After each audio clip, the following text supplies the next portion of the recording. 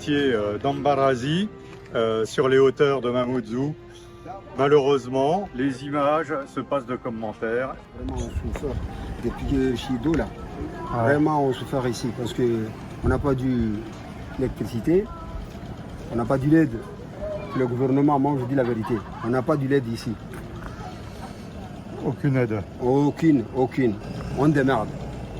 On démerde. Alors, vous n'avez pas d'eau, vous n'avez pas d'électricité. Ouais, il n'y a pas d'eau, il n'y a pas d'électricité. Bon, voilà, tu vois comment on nous.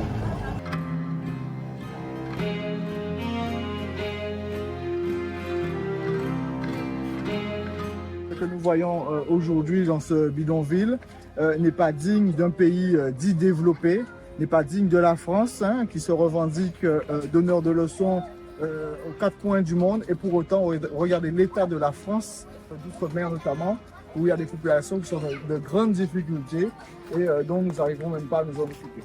Nous sommes ici dans un département français.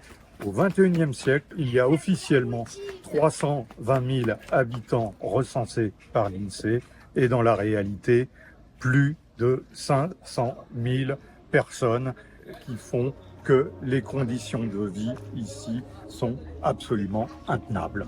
Et malheureusement, la criminalité liée provenant de l'immigration comorienne, une immigration hors de contrôle.